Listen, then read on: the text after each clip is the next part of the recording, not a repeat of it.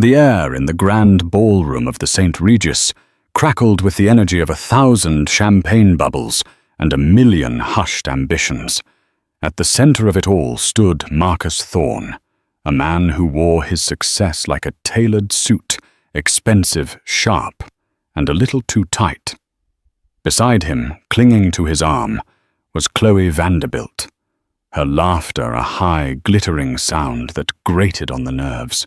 Marcus was telling a story, his voice booming over the string quartet, a story of conquest and power. And across the room his wife Isabella watched it all. She was supposed to be a ghost tonight, a beautiful, silent accessory. But they didn't know her secret. They didn't know who she was walking in with. In just a few moments, the man bragging about owning the world was about to find out his wife was the one who could take it all away.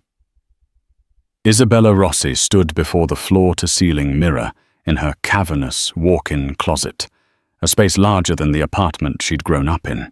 The dress she wore was a deep sapphire silk, a custom piece by Oscar de la Renta that Marcus had insisted upon. It was beautiful, a cage of exquisite craftsmanship that felt both priceless and worthless at the same time, like her marriage. For 5 years she had been Mrs. Marcus Thorne. In the beginning, it was a whirlwind. He was a charming, ambitious real estate developer on the rise, and she was a bright architectural student with dreams as big as the city skyline. He'd loved her mind, her passion, her unique perspective on space and light. He used to say she was his secret weapon, the brilliant eye that saw what others missed. She had helped him quietly behind the scenes, refining blueprints, suggesting materials, turning his good ideas into great ones. And he had soared. But with every new skyscraper that bore the name Thorne Development, the man she married chipped away, replaced by a caricature of wealth. The loving whispers turned into dismissive scoffs. Her dabbles in architecture, as he now called them, became a source of condescension. "It's a cute hobby, Izzy," he'd said just last week, not looking up from his phone. "Keeps you busy while I do the real work." The real work tonight was the grand launch party for the Olympian. His crowning achievement, a 90-story luxury residential tower that pierced the heart of downtown. It was his night to be king, and he required his queen to be present, silent and smiling. "Are you ready yet?" Marcus's voice barked from the bedroom. He appeared in the mirror behind her, already straightening his Tom Ford tuxedo. He didn't look at her, but at her reflection, his eyes critically scanning the dress, the jewelry, the professionally styled hair. It was an inspection, not a loving gaze. "Almost," she said, her voice a soft murmur. She clasped the diamond tennis bracelet on her wrist. It felt cold and heavy, a gift from last year, offered as a perfunctory apology after she'd found receipts for a hotel she knew they'd never stayed at together. "Try to look happy tonight, Isabella," he said, adjusting his cufflinks. "A lot of important people will be there. My investors, the press. I don't need you looking like a pallbearer at my triumph." "It is your triumph, Marcus. I wouldn't dream of taking away your spotlight," she replied, a subtle edge to her tone that he completely missed. He finally met her eyes in the mirror, a flicker of irritation crossing his face. "What's that supposed to mean?" "It means congratulations," she said, smoothly turning to face him. "You've worked hard." He seemed to relax, taking her answer as the deference he expected. "Damn right I have. This is just the beginning. Tonight everyone is going to see what real power looks like." He gave her a once-over, then smirked. "You clean up well. Let's go. Don't want to be late to my own party." He walked out without her. He always walked a few steps ahead, as if she were a page in his entourage rather than his partner. Isabella took one last look in the mirror. The woman staring back at her looked like a stranger, a perfectly polished doll. But beneath the silken diamonds, a fire was building. For months, she had been planning her escape. Not by running away, but by building her own empire in the shadows he cast. For 2 years, while Marcus believed she was managing their social calendar and doodling in her home office, she had been working. She'd quietly taken on freelance projects under a pseudonym, building a portfolio of breathtakingly innovative designs. Her break came 6 months ago, a response to a blind submission for a confidential project by a notoriously private but legendary firm, Blackwood Holdings. She'd won.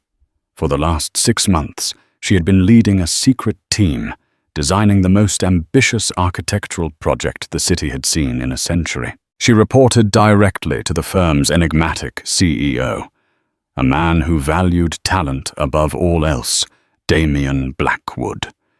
He knew her only as I, Rossi the prodigy who existed only through encrypted video calls and flawless digital renderings.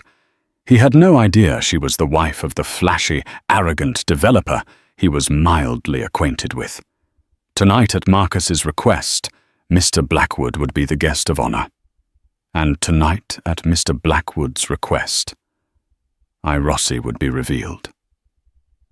Isabella took a deep breath, the scent of her perfume, a fragrance Marcus had picked out, filling her lungs. It smelled like subjugation. After tonight, she would never wear it again. She walked out of the closet, her heels clicking decisively on the marble floor. It was time to go to the party. Her party. The grand ballroom of the St. Regis was a testament to Marcus's ego. Ice sculptures carved into the shape of the Olympian tower dripped onto pristine white linen. A string quartet played Vivaldi with a desperate fervor, as if trying to drown out the cacophony of self-important chatter. Waiters navigated the throng with silver trays of champagne and ludicrously small appetizers. As predicted, the moment they stepped through the ornate double doors, Marcus released her arm as if it were on fire. "Mingle," he commanded, before being swallowed by a crowd of sycophants eager to praise the king.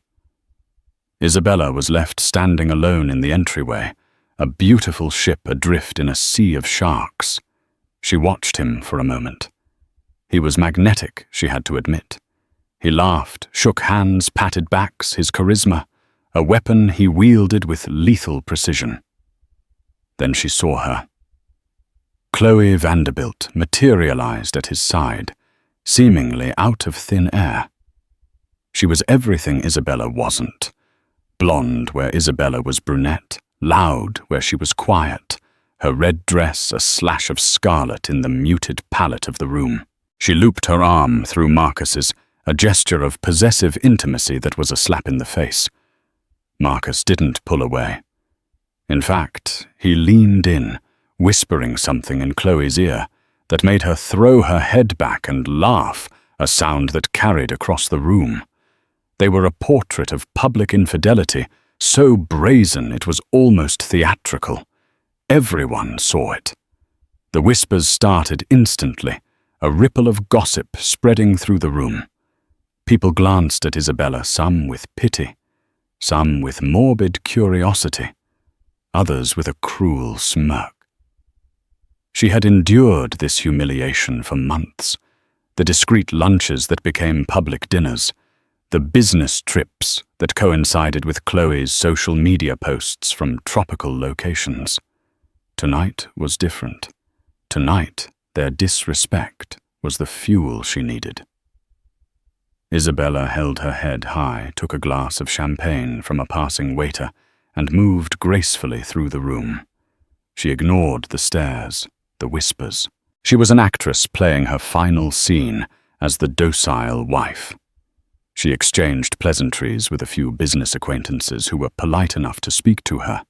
Their conversations stilted their eyes constantly darting back to the spectacle of Marcus and his mistress. She found a quiet alcove near a set of French doors leading to a balcony. From here, she had a clear view of her husband. He was holding court, Chloe still attached to him, a preening bird with borrowed feathers. "He's finally done it," Marcus's voice boomed intentionally, loud enough to capture the attention of anyone within a 20-foot radius. "The city's most exclusive address. The penthouse is sold for a record-breaking figure. You have to be a certain kind of person to live in the Olympian. Someone with vision, with ambition." "Someone like you, darling," Chloe purred loud enough for all to hear.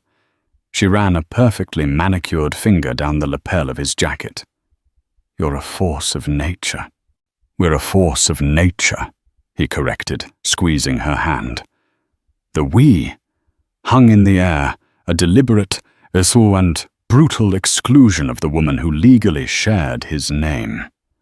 A portly man in a pinstripe suit, one of Marcus's investors, clapped him on the shoulder. "You've got the Midas touch thorn, and a fine eye for assets." He winked, his gaze sliding over Chloe. Isabella's grip on her champagne flute tightened. Her knuckles were white. She watched Chloe lean in and kiss Marcus on the cheek, leaving a smear of red lipstick. He didn't wipe it off. He wore it like a badge of honor. "You know," Chloe said, her voice dripping with manufactured sweetness as she addressed the group. But her eyes found Isabella across the room. "It takes a special kind of woman to stand by a man like Marcus, one who understands the sacrifices required for greatness, someone who isn't holding him back with trivial little hobbies." The barb was aimed directly at Isabella, and it hit its mark. A few people in the circle snickered. Marcus just grinned, a cruel, self-satisfied expression on his face. He saw Isabella watching them, and for a fleeting moment, their eyes met. There was no shame in his no remorse, only a cold, dismissive challenge. "What are you going to do about it?" Isabella held his gaze. She didn't flinch. She didn't look away. Instead, she gave him the smallest, most enigmatic smile, and then turned her back on him completely. The dismissal was so subtle, so total, that it seemed to momentarily throw him off. He frowned, his bravado faltering for just a second. She stepped out onto the balcony, the cool night air a welcome relief from the suffocating heat of the ballroom. The city skyline glittered before her, a web of infinite light. Her city. She looked for the construction site, the dark silhouette of a new tower just beginning its ascent into the heavens. Her tower. A quiet presence joined her on the balcony. She didn't have to turn to know who it was. The atmosphere had shifted, charged with a quiet authority that cut through the noise of the party. A rather ostentatious display, a deep, calm voice observed. Isabella turned. Damian Blackwood stood there, a figure of understated elegance in a simple, perfectly cut black suit. He was older, perhaps in his late 50s, with silver hair at his temples and eyes that seemed to see everything. He held a glass of scotch, the amber liquid catching the light. "Mr. Blackwood," she said, her voice even. "I trust you're enjoying the party." "I'm enduring it, Miss Rosie," he corrected with a slight smile. "I'm not one for peacocks. I prefer eagles." His gaze flickered back into the ballroom towards Marcus. "Your husband has built a tall building. It remains to be seen if he has built a lasting one." He looked at her, then his expression unreadable. "Are you ready?" Isabella looked at the glittering city, then at the man who had given her a chance when no one else would. She thought of Marcus's smug face, of Chloe's mocking laughter. The humiliation, the years of being belittled and dismissed, coalesced into a single point of cold, hard resolve. "Yes," she said, her voice clear and strong. "I'm ready."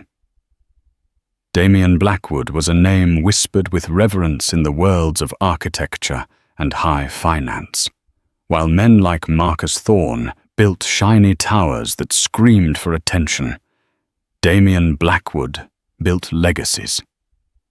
Blackwood Holdings was a global titan known for its groundbreaking sustainable designs and its almost mythical reputation for ethical business.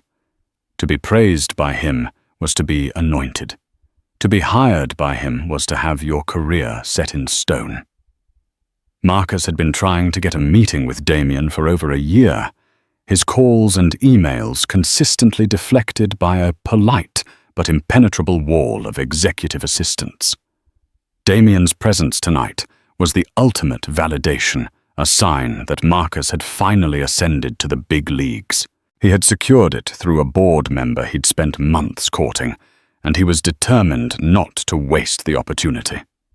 From his vantage point, Marcus watched with mounting irritation as his wife, his quiet, inconsequential wife, conversed with the most powerful man in the room. What on earth could Isabella be talking about with Damien Blackwood? Art charity balls. He felt a surge of possessive anger. She was embarrassing him. She had no place in that world, no right to take up the valuable time of a man he so desperately needed to impress. Chloe noticed his focus. "Who's that your wife is talking to?" she asked, a hint of jealousy in her voice. She couldn't stand the idea of any woman, especially Isabella, commanding the attention of such a distinguished-looking man. "That's Damien Blackwood," Marcus gritted out, "the CEO of Blackwood Holdings. The man is a living legend." "Well, what does he want with her?" Chloe scoffed. "Is she boring him with stories about her little garden?" "I'm going to put a stop to this," Marcus said, his jaw tight. He started to move towards the balcony, a storm cloud of indignation. But before he could take 2 steps, Damien and Isabella turned and walked back into the ballroom together. They weren't talking anymore. Damien was leading the way, and Isabella followed a step behind her, expression serene and composed. It looked formal, professional. It confused him. Damien headed straight for the small group of investors Marcus had been entertaining. Marcus quickly changed his trajectory, intercepting them with a wide, artificial smile plastered on his face. "Damien, so glad you could make it. I see you've met my wife, Isabella," Marcus said, placing a heavy, proprietary hand on Isabella's shoulder.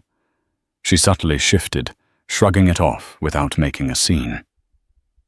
"We were just getting acquainted," Damien said smoothly, his eyes holding a twinkle that Marcus couldn't decipher. "Your wife is a woman of remarkable depth." Marcus laughed, a loud, forced sound. "Oh, Izzy's full of surprises. A true artist at heart. But I'm the one who builds the canvases for the city." He gestured expansively at the room. "What do you think of what we've done with the Olympian?" "It's a bold statement," Damien replied, his tone neutral. It was a diplomat's answer, offering neither praise nor criticism.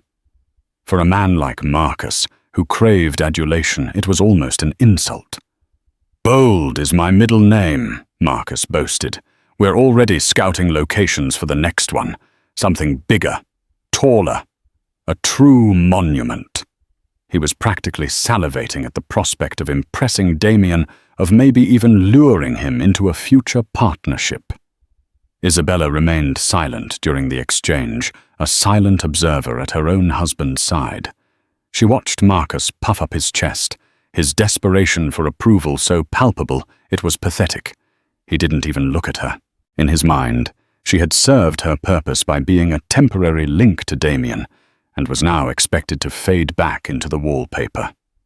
"If you'll excuse me," Damien said, giving a slight nod to Marcus, but directing a more meaningful look at Isabella. I have some people I need to speak with before the main event." He moved away, leaving a vacuum of power in his wake. The investors immediately closed in on Marcus again, but the energy had shifted. Damien Blackwood had spoken more to the wife than the husband, and in their world of subtle power plays that meant something. "What was that about?" Marcus hissed at Isabella, his smile gone the moment they were out of earshot of his investors. "We were discussing the view," Isabella said calmly, taking a sip of her champagne. "The view you were out there for 10 minutes. Don't play games with me, Isabella. You do not talk to a man like that unless I am present. You understand it's unseemly." "I understand that you feel threatened," she replied, her voice dangerously quiet. His eyes widened in fury. "Threatened by you? Don't be ridiculous. You're a housewife with a hobby. I'm the man who built that." He jabbed a thumb towards a massive, glittering portrait of the Olympian Tower. "Know your place." It was the same phrase his father used to say to his mother. The same phrase that had suffocated the life out of a brilliant woman until she was nothing more than a ghost in her own home. A cold dread followed by a wave of pure, liberating anger washed over Isabella. "Oh, Marcus," she said, and for the first time that night, she smiled a genuine, brilliant smile. It was sharp and terrifying. "I know my place. The question is, do you know yours?" Before he could process the sheer audacity of her statement, the lights dimmed and a hush fell over the room. The event manager stepped up to a podium on the stage. "Ladies and gentlemen, if I could have your attention. In a few moments we will hear from the man of the hour, the visionary behind the Olympian, Mr. Marcus Thorne." Applause rippled through the ballroom. Chloe reappeared, taking Marcus's hand and pulling him towards the stage, whispering words of encouragement in his ear. Marcus shot one last venomous glare at Isabella before plastering his public smile back on. His moment had arrived.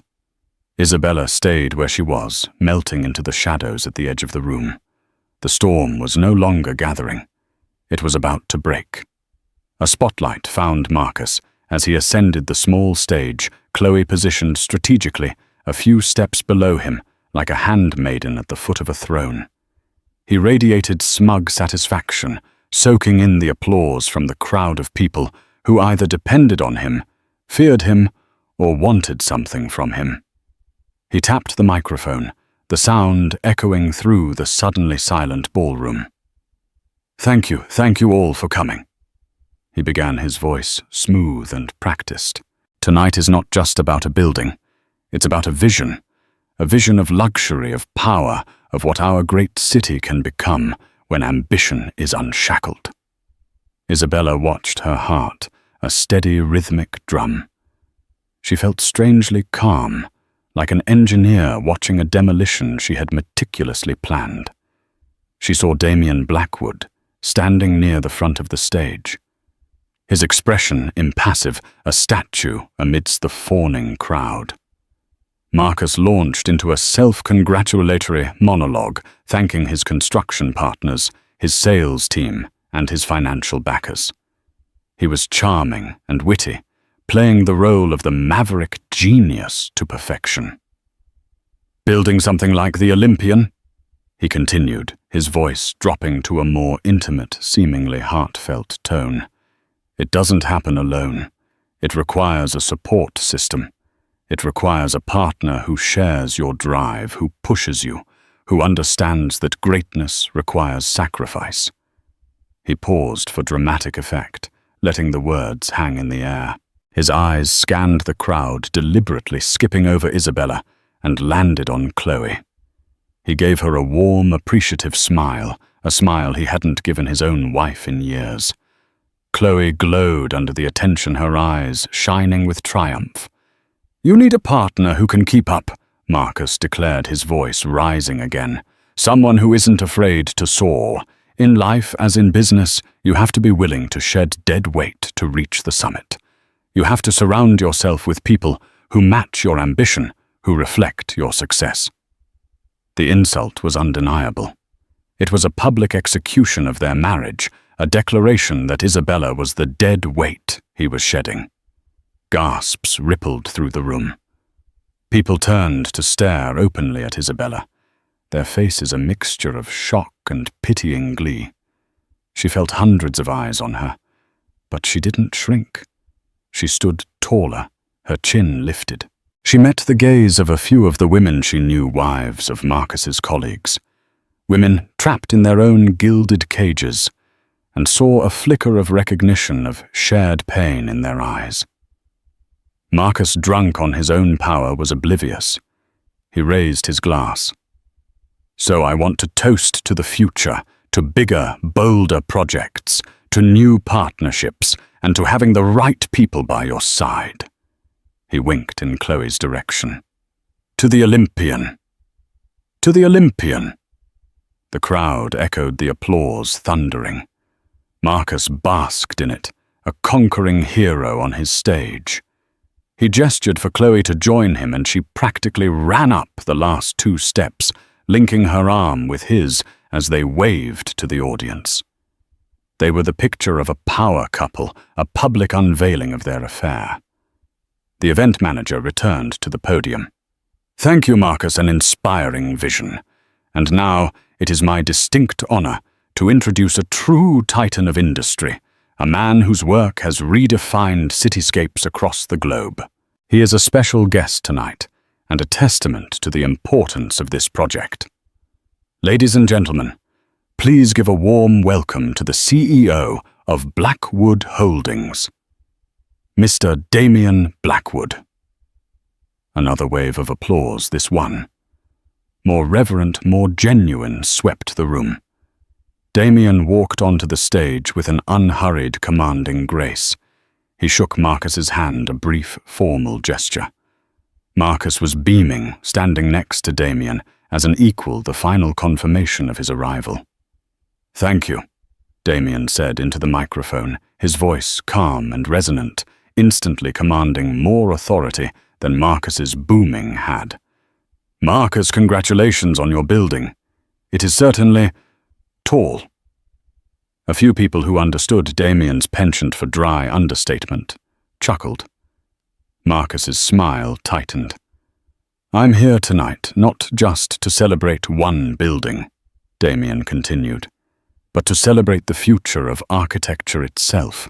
Blackwood Holdings has always believed in pushing boundaries, in finding the visionaries who will shape the world of tomorrow.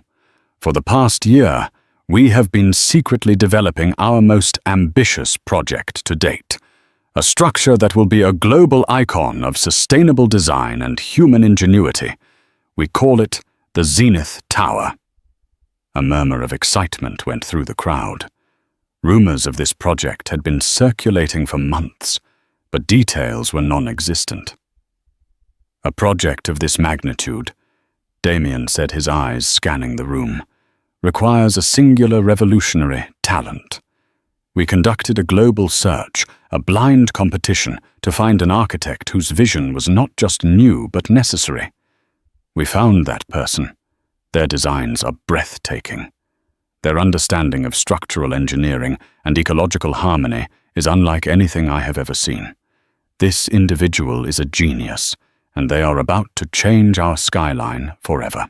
Marcus stood beside him looking smug, assuming this was all part of a grand preamble to a potential collaboration. He was already imagining the headlines, Thorn and Blackwood, a partnership of titans. Chloe looked bored, already planning her post-party celebration with Marcus. Damien paused, letting the anticipation build to a fever pitch. Tonight I am here to end the speculation. It is my profound pleasure to announce for the first time publicly the lead architect and chief visionary behind the Zenith Tower. He turned his gaze, sweeping past Marcus, past Chloe, and locking directly onto Isabella, who was now stepping out of the shadows. "Please join me in congratulating the brilliant mind behind it all. Ms. Isabella Rossi." The name dropped into the silent room like a stone into a perfectly still lake. Isabella Rossi. For a full 3 seconds there was nothing but a collective disbelieving silence. The string quartet had stopped playing. The waiters froze mid-stride. 1,000 champagne flutes were held suspended in the air. The first sound was a choked gasp. It came from Marcus.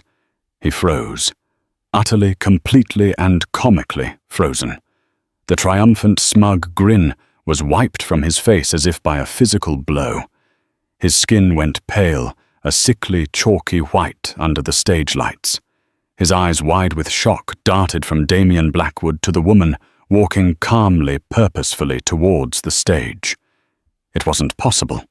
It was a mistake. A joke. Izzy. His quiet, hobbyist wife Chloe's reaction was a mirror of his, but laced with a venomous disbelief. Her perfectly painted smile dissolved into an ugly snarl of confusion. Her head whipped between Isabella and Damien, the gears in her social climbing brain, grinding, failing to compute this impossible reality. Her grip on Marcus's arm went slack, and Isabella walked. She moved through the parted sea of stunned guests, each step a quiet declaration of independence. Her sapphire dress shimmered no longer a cage, but a suit of armor. Her expression was poised, serene, and utterly unreadable. She didn't look at the shocked faces, the whispering mouths. Her focus was on the stage, on the future that awaited her there. She looked powerful. She looked free. She reached the stairs, and Damien Blackwood, a true gentleman, stepped forward and offered her his hand. She took it, and he helped her onto the stage. She stood between the two men, the one who had tried to crush her, and the one who had given her wings. The silence finally broke, replaced by a wave of frantic, excited murmuring. The puzzle pieces were slamming into place in everyone's mind. The long conversation on the balcony, Damien's cryptic remarks, Isabella's quiet composure in the face of her husband's public infidelity. It wasn't weakness, it was waiting. The gossip hounds, the investors, the socialites, they all understood power, and they could feel the world tilting on its axis. Isabella stepped up to the microphone Damien had gracefully ceded to her. She looked out at the sea of faces, and for the first time she allowed herself to meet the horrified gaze of her husband. She held it for just a beat, a silent checkmate, before turning her attention to the audience. "Thank you, Mr. Blackwood," she began, her voice steady and clear, carrying to every corner of the ballroom. There was no trace of the timid, soft-spoken woman they thought they knew. This was the voice of a leader. "Thank you for your faith in my vision. The Zenith Tower is more than a building to me.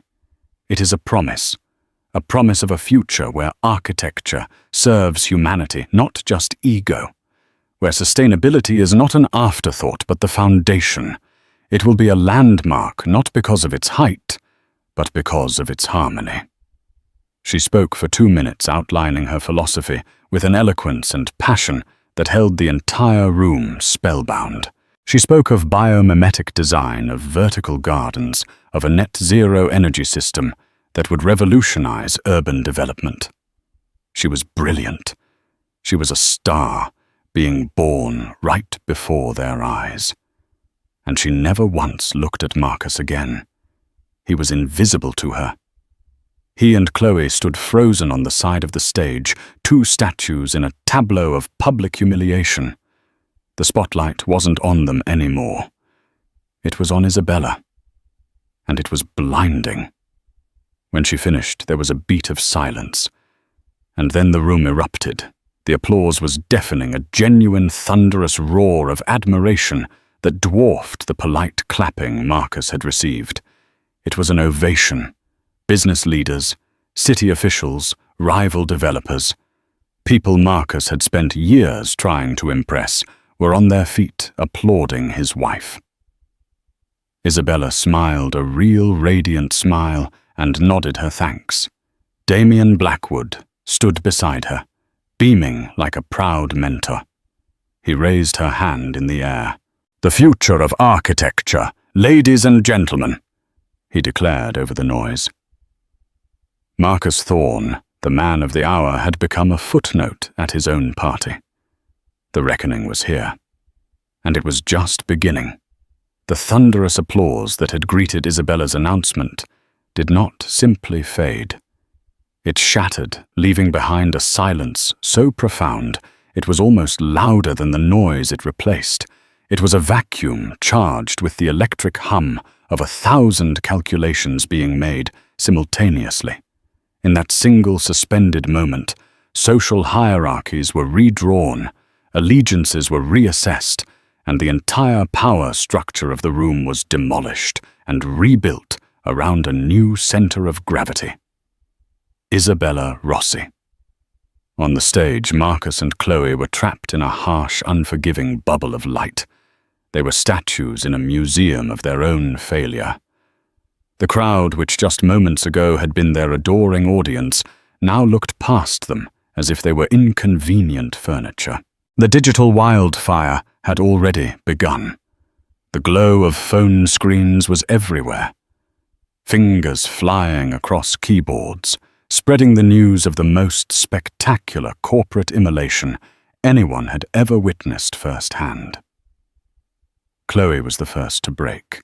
Her carefully constructed facade of poised superiority crumbled into a mask of pure reptilian panic.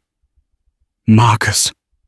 She hissed, her voice a venomous whisper that barely carried over the rising din of the crowd. Her manicured fingers dug into his arm like talons. "Do something, you look like an idiot. She's making a fool of you of us." Marcus didn't seem to hear her.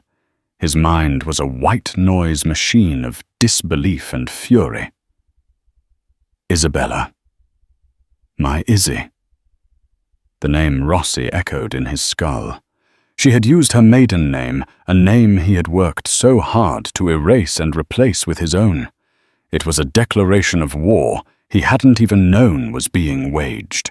He replayed the last 2 years in his mind, a frantic, disjointed montage, her late nights in the study, which he'd dismissed as doodling, her hushed phone calls which he'd assumed were with decorators or charity organizers, her newfound confidence which he'd found irritatingly unfeminine. It hadn't been a hobby. It had been a coup planned and executed with military precision from inside the walls of his own home. He wasn't just betrayed. He was outsmarted, and the public nature of the revelation was the most exquisitely painful part of the torture. They stumbled off the stage, not walking, but being pushed by the sheer force of their own irrelevance.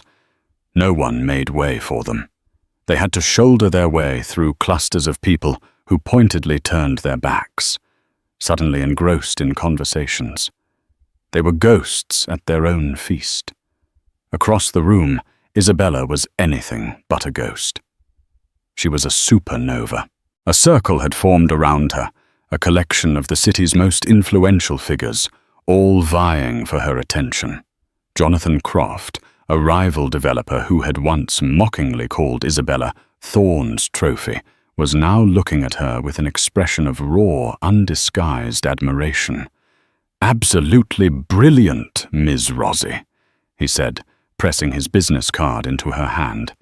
"If you ever decide to branch out, my door is always open." She handled the onslaught with a preternatural calm that unnerved Marcus more than any emotional outburst could have. She wasn't giddy with victory. She was simply in command. She accepted congratulations, deflected offers, and directed inquiries to a personal assistant, who Marcus realized with a fresh wave of nausea probably existed. Rage finally burned through the fog of his shock. He had to confront her. He had to regain control. He began to push his way toward her, a man swimming against a tidal wave of his own making. The crowd parted for him now, but not out of respect. It was with a morbid curiosity, the way one makes room for a car wreck. "Isabella," he barked, his voice raw. The vibrant circle around her fell silent. She turned to face him, her expression one of polite inquiry, as if he were a slightly bothersome stranger. "Marcus." She acknowledged, her tone level and cool. "Is there something you need?" The condescension in her simple question lit his fuse. "I need to talk to you, now, in private," he demanded, his voice low and threatening. A small, pitying smile touched her lips. "I'm afraid my schedule is quite full for the foreseeable future," she replied, her voice carrying just enough for those nearby to hear. "But I'm sure my lawyer can find a time to speak with your lawyer." "Don't do this, Izzy," he said, his anger giving way to a desperate plea. "What have you done? You've destroyed everything." "No, Marcus," she corrected him, her voice dropping, but losing none of its steel. "You destroyed everything. You just thought you were destroying me. You stood on that stage next to that woman, and you called me dead weight. You bragged about shedding me to reach the summit. You were so blinded by your own reflection, you couldn't see you were standing on a trap door you built yourself." Before he could form a reply, a distinguished silver-haired man in a dark, impeccably tailored suit stepped forward, holding a sleek leather folio. He moved with a quiet authority that cut through the drama. "Ms. Rossi?" he inquired. "Mr. Albright," Isabella said, turning her back on her husband as if he had ceased to exist. "Thank you for your patience." The lawyer, Mr. Albright, didn't even glance at Marcus. He simply opened the folio and produced a thick sheaf of documents. He took one step toward Marcus, who instinctively recoiled. "Mr. Thorne," the lawyer said, his voice a flat, unemotional instrument of finality. "You are being served." He placed the documents into Marcus's numb hand. The top page was stark and official. Petition for dissolution of marriage. Marcus stared at the words, his vision blurring. But Isabella wasn't finished. She leaned in her voice, a chilling, conspiratorial whisper, meant only for him. "That's just the personal matter, Marcus. There's also the business." She let the silence hang for a moment. "You were so desperate for capital 6 months ago. You were bleeding money, about to lose everything before the Olympian was even finished. Then, like a miracle, an anonymous offshore entity came in and bought a controlling 51% stake in your debt. Do you remember?" His blood turned to ice. It had been his salvation, the secret deal that had allowed him to finish the project and host this very party. "That entity," Isabella continued, her voice as sharp and cold as a shard of glass, "is a wholly owned subsidiary of Blackwood Holdings, and Damien, as you know, is a stickler for details. You should have read the fine print in that contract you were so eager to sign. There's a rather stringent morals clause." She watched the dawning abject horror spread across his face. "It stipulates," she recited, as if from memory, "that any public act of malfeasance, disrepute, or gross personal misconduct by the primary officers of Thorne Development that could damage the reputation of the project or its investors constitutes an immediate and total default. Standing on a stage and publicly humiliating your wife, who, as it turns out, is the lead architect of your primary investor's new flagship project, is, I believe, the very definition of gross personal misconduct." He finally looked up from the divorce papers, his eyes wide with the terror of a man who has just realized he's in a freefall. The trap was perfect. His own words, his own grandstanding, his own ego. They were the keys that had locked him in and thrown away the key. He was ruined, utterly and completely. Why? The word was a choked, pathetic rasp, the last gasp of a dying empire. Isabella looked at him, and for the first time she let him see the cold, burning fire behind her calm facade. "You told me to know my place, Marcus," she said, her voice a final, devastating verdict. "And I finally took your advice. My place is at the top. You just happened to be in the way." She turned without another word and walked away, rejoining Damien Blackwood at the edge of the crowd. Together they moved toward the exit, the sea of guests parting for them like the waters before a king and queen. Marcus Thorne was left standing alone in the center of the grand ballroom, a solitary island in a sea of his own making, clutching the twin testaments to his annihilation. The fallout was not a storm, it was a changing of the climate.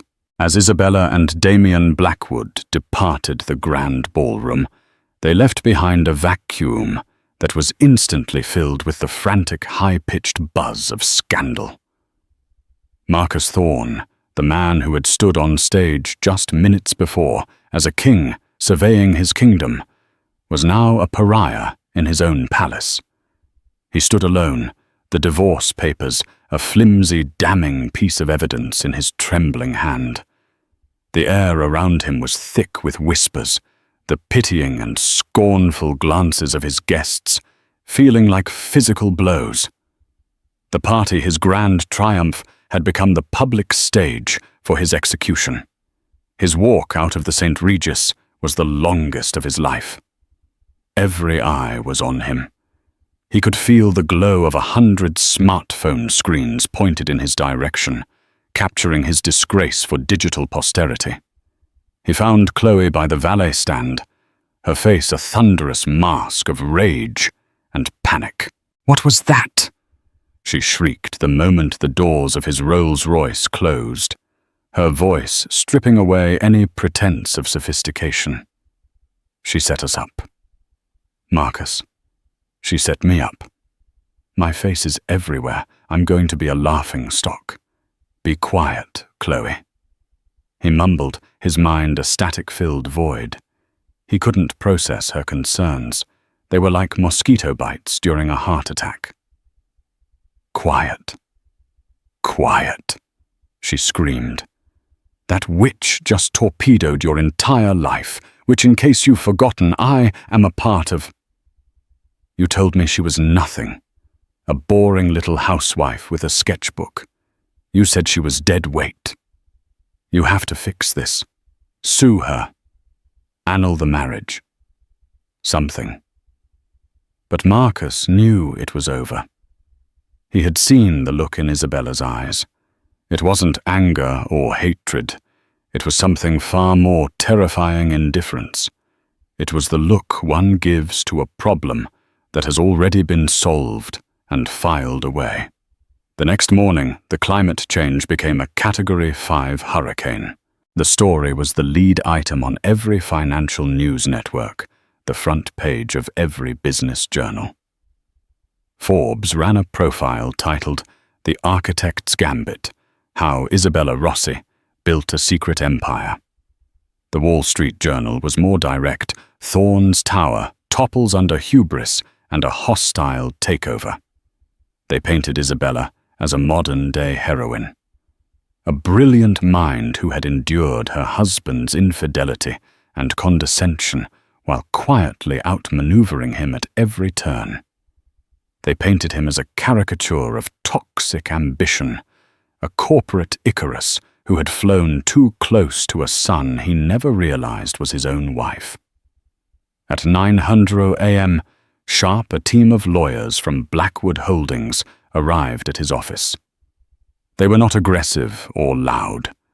Their quiet, surgical precision was far more brutal. They laid out the terms of the morals clause in excruciating detail, cross-referencing his on-stage comments, which were now transcribed and trending on social media with the specific contractual language. His investors, represented by Blackwood, had already voted unanimously to invoke the clause. Thorn Development's assets were frozen. Its board was dissolved. Marcus was informed that security would escort him from the premises after he collected his personal belongings. A single small box was all he was allowed. His financial ruin was as swift as it was total. The investor lawsuits piled up, each one a nail in his corporate coffin. The banks called in their loans. The credit cards were declined. The Rolls-Royce was repossessed from the curb outside his building. He returned to the penthouse to find Chloe frantically stuffing designer bags into Louis Vuitton luggage. "Where are you going?" he asked, his voice hollow. Away from this disaster, she spat, not even looking at him. "I have a reputation to think about. I can't be associated with this failure. I gave you everything, Chloe." He pleaded, a pathetic edge to his voice. "The condo, the car, the jewelry." She finally turned to face him, her eyes cold and reptilian. "You gave me things, Marcus, that's all. It was a transaction. And right now, your stock has plummeted to 0. You have nothing left to offer." She gestured around the opulent penthouse. "Enjoy it while it lasts. I hear foreclosures are quite the process." She walked out, leaving him alone in the cavernous apartment that was no longer his. The sharp click of her heels on the marble floor, a final punctuating insult. He was adrift. The sycophants who had filled his phone with fawning texts went silent. The friends he'd bought with expensive dinners and VIP access suddenly had no time for him. He was forced to sell what little he had left. Watches, art cufflinks to pay his legal fees, and secure a small, generic apartment in a nondescript part of the city. It was a sterile beige box that smelled of cheap paint, a stark contrast to the life of bespoke luxury he had taken for granted. The silence was the worst part. It was a crushing, heavy blanket, broken only by the sound of his own thoughts replaying his downfall on an endless, torturous loop. Meanwhile, Isabella ascended. She gave one and only one interview to Architectural Digest. She was poised, articulate, and magnanimous. When asked about Marcus, she simply said, "We had a life together, and now we don't. My focus is on the work ahead." She spoke with such passion and brilliance about the Zenith Tower, her vision for a sustainable urban future, that she became an overnight icon. She was a symbol of quiet strength, of intellectual superiority, of a woman who had refused to be erased. Her life became a whirlwind of productive, exhilarating work. She was in the office before dawn, not out of obligation, but out of pure, unadulterated passion. Her days were filled with meetings where engineers, urban planners, and financiers hung on her every word. She led her team with a collaborative spirit that was the antithesis of Marcus's autocratic style, fostering an environment where innovation thrived. She had found her place not by her husband's side, but at the head of a table she had built herself. 6 months after the party, the divorce was finalized. Isabella had requested none of Marcus's frozen assets, a move that only solidified her legend. She didn't need a single cent from his shattered empire. On a crisp autumn afternoon, she stood on the 50th floor of the Zenith Tower's steel skeleton, donning a hard hat over her perfectly styled hair, and a tailored pantsuit that was both practical and powerful. She surveyed the city. The wind howled through the open framework, a wild and liberating song. Below her, the metropolis sprawled out a complex tapestry of lives and dreams. From this height, even the Olympian, once the center of her husband's universe, seemed diminished just one shiny building among many. She thought of Marcus not with anger, but with a profound and distant sadness. He had been given every advantage, every opportunity.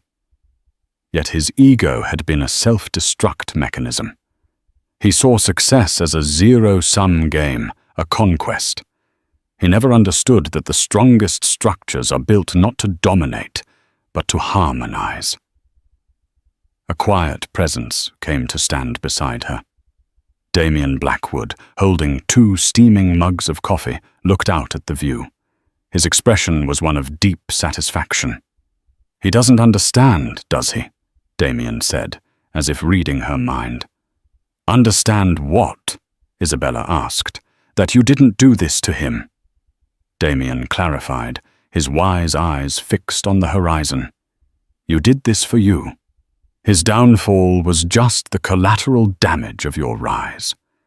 He was a wall you had to go through to get to where you were always meant to be." Isabella considered his words. He was right. Her plan had never been about revenge. It had been about survival, about reclaiming the person she had almost lost. "I spent 5 years helping him lay the foundation for his legacy," she said softly, more to herself than to Damien. "It never occurred to me. I should be laying my own." "A foundation is everything," Damien agreed. "Without a solid one, anything built on top, no matter how tall or shiny, is destined to collapse." Isabella took a sip of her coffee, the warmth spreading through her. She looked at the raw concrete beneath her boots, the powerful steel beams reaching for the clouds around her. This was her foundation. It was built not on a marriage contract or social status, but on her own talent, her own resilience, her own unbreakable will. The wind picked up, pulling at her coat, but she stood firm, unmovable.